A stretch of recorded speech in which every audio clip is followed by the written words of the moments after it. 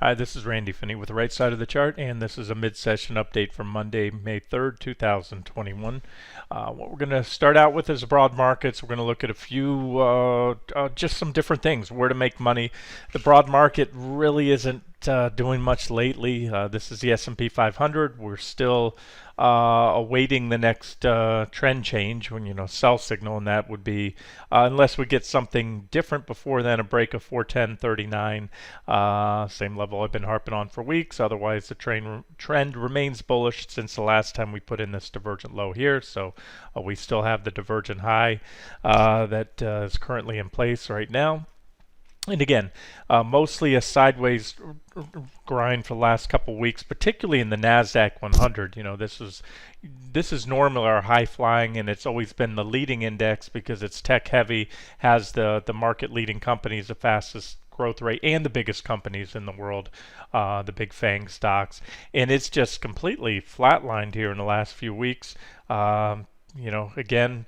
We don't have any sell signals yet. We need to see that take out about 334 right there, and we're getting a little closer on the Nasdaq 100. So that's the level I want to see taken out. Little minor trend line here taken out today. Divergence is in place, just like we had the divergent low there and divergent high there. Correction. So waiting on that, and let's not spend too much more time on it. Let's talk about where some opportunities lie right now. I do think that is one. This is a setup. Make no mistake about it. The indexes are a short trade setup. They're in an uptrend now, but we're waiting to get that turn and trade the next correction. With the divergences and everything else, if you want to make a case to buy pullbacks to support, you can certainly do that. But when I start getting divergences, bullish or bearish, then I look for the next trend change to swing trade. All right, let's look at some other things here. And while we're on the subject of the Qs, let's look at the FANG stocks, the market-leading FANGs, and talk about what's gone on there lately. Here's our the leader, the big 800-pound gorilla, and that's Apple. The only 2 trillion. It's actually a 2.2 trillion dollar company, and you can see it's just moving sideways all the way in this trading range. Goes all the way back to July of last year. We've gone up, down within the trading range, up, down, up, and we're still in that trading range. That's that boxed in area right here I'm drawing. And notable is, this company is the only way I've ever been able to describe Apple in 2 words is an earnings juggernaut.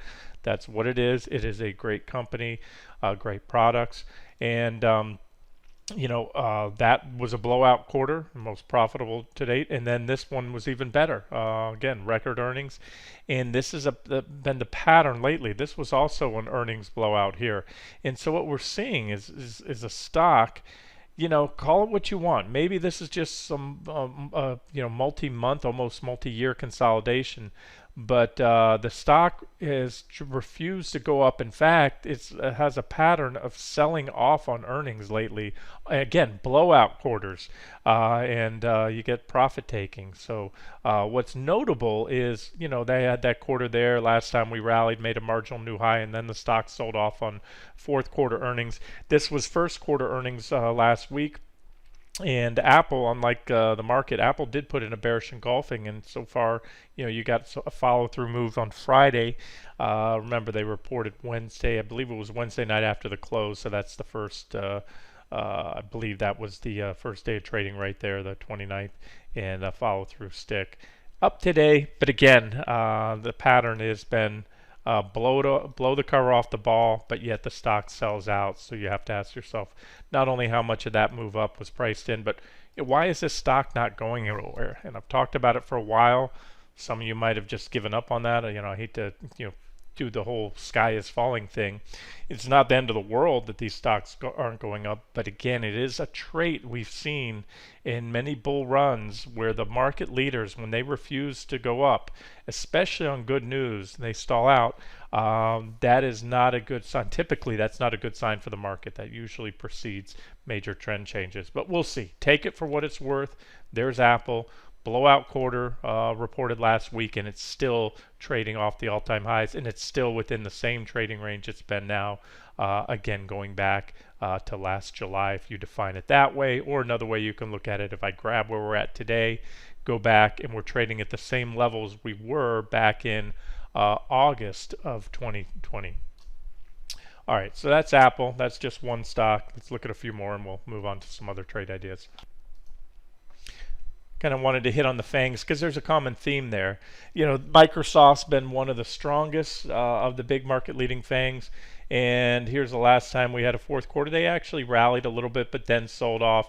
But we came back and we back tested. See, Microsoft had a nice, very tight, clean trading range right here, broke out right here where I'm at, and then we came in and back tested it all along and held the back test, rallied up, put in a new high, and they just reported. There's their earnings arrow right there, and nothing but red sticks since they reported. So again, phenomenal earnings, but typically it's the institutions, the big money, that are taking profits. So it's again, you might want to look at it as a buy the rumor, sell the news kind of thing. I know this perplexes a lot of people, especially if you're new to trading or investing. You know, how can a company go down when they report such a great quarter? Well, you know, the stock market looks 6 to 9 months ahead. That's one thing to note. Again, it's not the end of the world, maybe a little bit of profit taken, but something to monitor, and again, something I just wanted to point out. So, you know, do you short Microsoft just because it's so? No, not necessarily, but if I had to be long or short, just based on the technicals, I'd have to say short. Just put in a divergent high, and the last time we had a divergent high here on the daily, right there, the stock, and that was probably right after around earnings, the stock, if I can grab it there and measure it out, dropped about 15%. So that's that. AMZN, Amazon, same thing. There's your earnings arrows. This is just a common theme here. There was the last drop after they reported. There was the arrow right there on their last earnings. That would have been fourth quarter earnings, and the stock dropped 16%. They just blew it away again. And what do you see? Nothing but red sticks so far right there. Down pretty good today. And also divergence in place as well. That's the other thing. No, we didn't have negative divergence on, at least not on both indicators. The last time around, we still dropped 16%. Now we have some negative divergence on the indicators here. And, you know, so far selling off since earnings. Facebook, there's their earnings. They gapped up, big gap up, big doji, but so far no follow through. And this one actually has the potential, just keep an eye on it, it's a potential for an island cluster top. That's an island of candlesticks. An island cluster is when you have a cluster of candlesticks separated on both sides by a gap. So should Facebook gap down, it doesn't have to be tomorrow, these clusters can extend for a little while, but if it were to gap down, then that would be a sell signal, and then you could take a short with a stop somewhat, you know, above the, maybe in the midpoint of the island or something like that. But again, common theme, earnings, and so far, again, it did pop on the earnings, and it's not down from where it was before. And that, if it backfills that gap, if it gets into the gap, there's a good chance the gap will be backfilled. And anything much more than that's not going to be a good sign. That would be quite toppish looking. Alphabet, there it is. There's your earnings arrow. And so far, just let's just say moving sideways. Yeah, Alphabet's one of the strongest of the big fangs. I wanted to update Tesla again. Tesla's also stalled out here. You know, amazing quarter right there. There's, I think, their earnings arrow right here. That was the previous earnings. You can see, you know, they sold it off. So far, we're just moving sideways. I think I've already mentioned Tesla needs to break 661, 78-ish. That's support, and opens the door to that next target I have down there at 460, 466, and it's still flirting with this trend line right here, right there. So just a hair below it, but also clinging to that price support. And if that cracks, then I think that's where we go.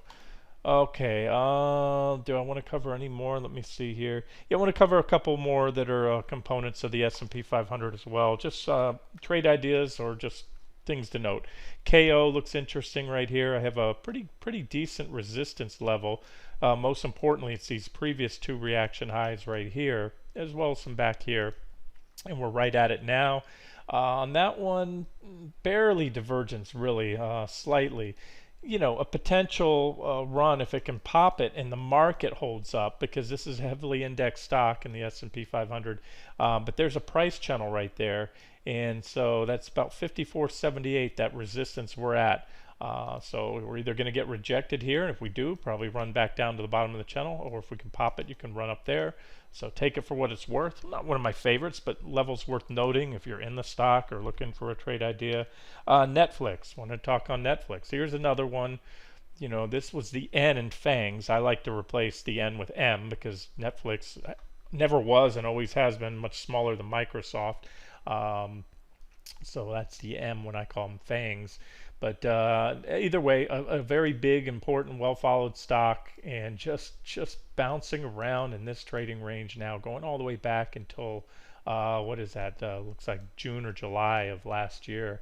Watch, rinse, repeat. Sell the top of the channel, buy the bottom of the channel. And then you can see these support levels within the channel right here that it trades on, these yellow lines. And we're flirting, we're pinched between these two right now. So that's it. Break of that. And I think we'll go down there. Why? Because here, usually the MO is when you hit the top of the channel. Let me go back one more time. Ultimately, you go down and then you hit the bottom of the channel. And then you go up to the top of the channel, and then back down to the bottom, top, bottom, top. So far we haven't made it there, and we're almost to the top again. So I still think we're going to go down to the bottom of the channel. And then bigger picture is when we break this channel, a solid upside or downside break will most likely determine the next trend. If it breaks to the downside based on the magnitude of that channel, I see nothing less than a drop down to about 394 from where we're at now. If you want to take a wild card shot at it, a short on Netflix, tuck it away, that's about 21%. You'd want to stop somewhere above the channel. Likewise, if you're a bull and you think we're going up, then just have your stop below the bottom of the channel, the sideways channel there. Another one to mention is AT&T.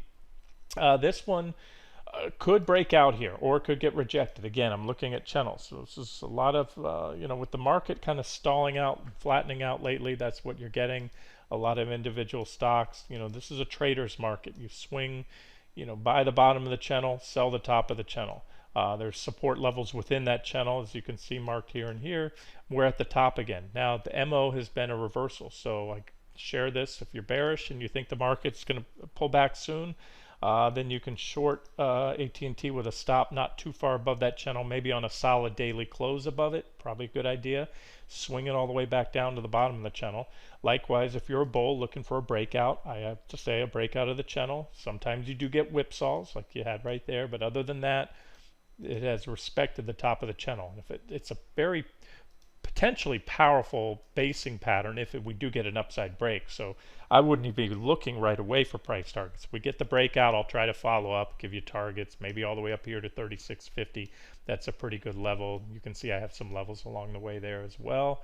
But a short here for a downside break, or I'm sorry, for a move back to the bottom of the channel would be about a 16% drop. Upside breakout to that 36.50 target would be about 15%. So trade it as you see fit, or pass on it if it's not your type of setup. PEP is PepsiCo. Big old range here, really going back. You can see my box. I think you can see my box. It's shaded right here, and we're at the top there. So boom, boom, boom. If it can break out, and you know, have a sustained breakout bullish. However, if you want to take a shot at a short, you could either short it here at the top of the channel, or wait for a breakout of this uptrend line, break below it, I should say, and then swing it back down. The bottom of that channel is at about 129.50, and that would be an ultimate swing target there. Upside breakout, just let it run. That would be a breakout to new all-time highs. Measured target probably be at least the distance of the pattern. So if you measured that out, we can do it like this. You can take a measuring tool, draw a little line from the top to the bottom of the channel like this. You have to stretch the chart now, take that line, add it to the top, and that might take the stock all the way up to about 100, what is that, 166, somewhere in there. All right, let's look at gold. Me likes gold, still like it. Gold last week, I pointed out we were testing the top of my buy zone. This was the buy zone, which is it's moderate support down to solid support. Support once broken becomes resistance, and so we broke out of there. We broke out of the resistance level, the top of the zone, and then that acts as support. And I mentioned it right here as a objective long entry on a pullback to support. as well as a back test of the trend line, and boom, popped up today. And look at gold futures real quick, and then I'll get to GDX for you guys. There's gold futures. There was a little correction in the dollar. I'll get to that in just 1 second. And that caused us a little correction in gold. I also mentioned GC, gold futures here, is an objective long entry on that pullback to 1759.75. And a pretty nice move up so far. Looking like it's headed for a back test of this trend line here. But again, I like this for the inflation trade, which I'll talk on in just a second here. Big part of trading gold is watching the dollar and trading gold. At least aligning your trades with the dollar, because it's a dollar sensitive asset. So this was the pullback in gold was in part due to this breakout in the dollar. 60-minute chart, you had divergence here, ran up, and so far we hit my minimum and first target at 91.305, and that so far, not to say that it's over, so far it's stopped that rally in the dollar cold. And if that's all we get, and we come on down here to that next support zone, that's going to be quite bullish. Bearish for the dollar, bullish for gold. Why? Because if that's all we can get out of a divergent low and a nice clean trend line breakout, and then we continue lower, that says, wow, this is a pretty powerful downtrend. Now, I do have to say we are close to back testing, so keep that in mind. We're close to back testing the trend line in gold as well as the dollar. So if the dollar can rally off a back test of this trend line, maybe gets another thrust up, maybe gold has another leg down. But all in all, again, long term, I remain bullish on gold for many reasons, most importantly the technicals, but fundamentally, like I said, I've been beating the drums on the inflation trade, and finally it seems recently I'm seeing just a surge in articles and everything else coming out. I did a video the other day. I talked about how it's coming across in forums that have nothing to do with trading or investing. The inflation trade is here to stay, and I'm going to talk on what makes it a little different this time in just a second. I'm not going to spend too much time on it, but just want to mention that's how the dollar looks right there, and what to look for gold in the short term. And again, you can trade gold, or you can leverage up with the same amount of money by trading GDX, because it typically moves more. GDX is up 3.78% today, and it also trades well to the technicals. You had a breakout here. There was a divergent low at the support. That was a buy back here. Breakout back test of the trend line, another objective long entry. We broke out above that 34.48 target / resistance level I had, and then back tested the other day, another objective long entry, and it's up today. And so those are additional targets. And again, as a long-term trade, if I'm correct, and that was a long-term entry point on gold recently back here, as well as GDX, then I'm looking for new all-time highs at this point. I don't think these lows will be violated. I think that was I believe, way too early to tell, but I think that's a good chance that'll prove to be the end of the correction and an ongoing bull market on the road to new highs and beyond. Okay, and part of that, as I said, I've been harping on this whole inflation thing, thinking Powell is just, almost, just dismissive of inflation, and I get it to the extent that for the last, oh gosh, how many years? Let me pull a chart here and show you. Here, this is one of many charts. There's a lot of different commodity indexes, but this is the S&P GSCI commodity index spot price here, and you can see, as I've talked about, what makes this one different is the technicals, the divergent low, the fact we've taken out previous highs. Just to kind of big picture it, this is a 20-year chart. This was a bull market in commodities right here back in, you can see, late 2001. Up all the way up to 2008. Commodities usually rise and fall with the stock market. If you overlay charts, I do have some. I won't get into them now. I'm trying to keep this video streamlined. But commodities and the stock market usually go hand in hand. But what happened when the financial crisis hit and the credit bubble popped back in 2007, when the market peaked out, and then the 2008 collapse. We had there was a bull market in commodities, bull run. We had a big collapse in commodity prices along with stock prices. Remember, they both fell. But what happened from there? The stock market did this and went new highs and beyond. The Fed started gunning it. Commodities, however, at that point, so from this peak back in 2008 right here, they entered a new bear market. And that's defined by they went up, made a lower high, another lower high. That's the definition of a trend or a bear market. Lower highs, which we've had all along, and lower lows, which we had all along. So unlike the stock market, which has been in a clear bull market since then, commodities have been in a bear market, and that's quite unusual. So number one, and the drums I've been harping on, the bullish drums, had to do with pure outright valuation, because the stock market can get very bubblish, valuations can get high, money can be printed, books can be fudged, accounting, there's tax law changes and things like that. But and great companies can go to the wayside. WorldCom, Enron, a lot of those taught us that they were cooking the books, and then poof. But you're not going to ever see corn and wheat and soybeans declare Chapter 11 bankruptcy. You're never going to hear their CEOs were cooking the books, because God doesn't cook the books. Those commodities, they grow out of the ground. People need them. There's only more and more people on this earth every day, less and less arable soil. So you do the math and say, what would you rather be investing in, especially from a valuation basis now. So that was the fundamental case. But the technical case is what's happened recently, and that is, besides this big run, because you could say, oh, that's a big run, just like off the bottom, you get a big rally here. But no, we're taking out previous highs, which is indicative of early bull market action. And again, so I've talked on that quite a bit, and just wanted to show this chart. There's a little breakout there in this index, and there'll be corrections along the way, undoubtedly. But the other thing I wanted to mention is back here, and I don't think I've talked about this.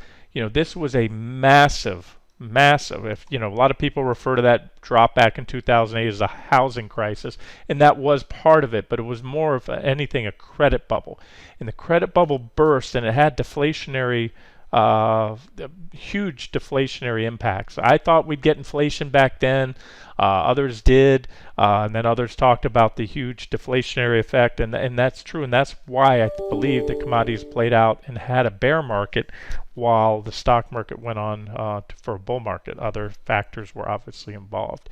However, at this point in time, we're clearly seeing the early signs of inflation. And the other thing I wanted to talk about back here, even though we had that surge up in commodity prices and a couple rallies along the way, what I recall hearing for the past decade is the producers didn't have a lot of pricing power. They were not able to pass along price increases to the consumer.